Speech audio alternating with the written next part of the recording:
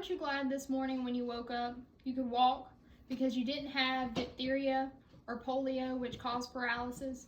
Thankful that you could speak because between each word you were not desperately gasping for air?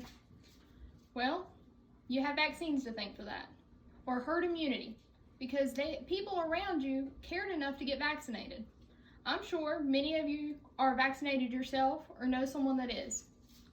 I'm Lindsay Taylor, and I have done extensive research on the risks and the benefits of vaccines.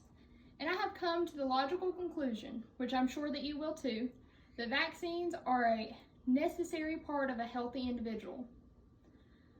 Today I'm going to cover what vaccines are, what they're made out of, the benefits of vaccines, as well as the risk, and the risk if you're not vaccinated.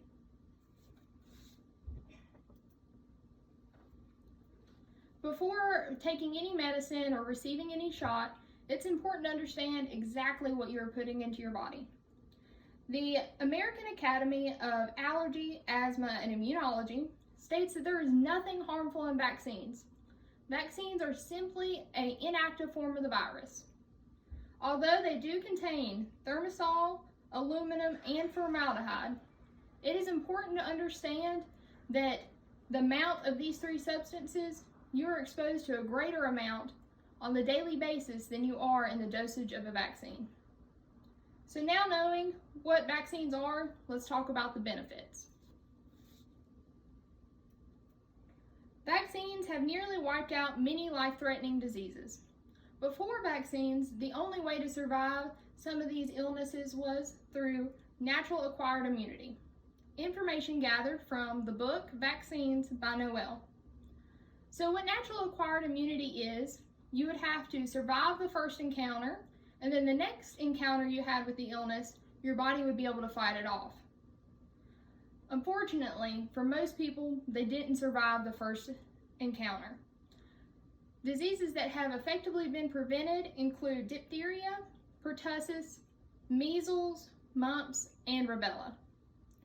A study conducted by Wallance shows that vaccines have drastically lowered childhood mortality rates.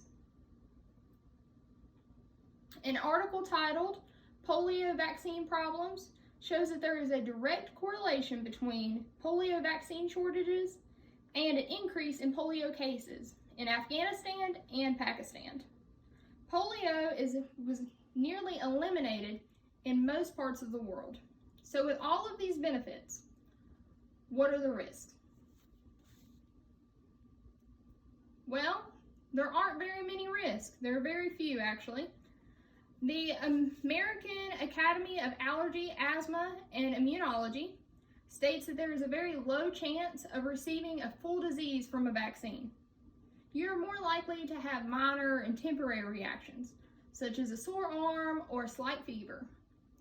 The Mayo Clinic also states that there is no connection between childhood vaccines and autism. The study that said that there was a connection has since been retracted. The American Academy of Allergy, Asthma, and Immunology also states that by not being vaccinated, you are lowering herd immunity. There are people that depend on herd immunity, such as infants, pregnant women, and immune-compromised people. So someone that is immune-compromised could be someone that is taking radiation treatments to treat their cancer. So by not vaccinating yourself, you are lowering their immunity. With this information that I have provided, I'm sure you can come to the logical conclusion that I have that vaccines are necessary and should be required. They are not harmful. There are more benefits than there are risks. There are more risks associated with not being vaccinated, putting other people's life at danger, or getting the illness yourself. So with this information, I want you to start or continue to vaccinate yourself and your loved ones, and become an advocate for a cause that is saving lives and making a difference. Thank you.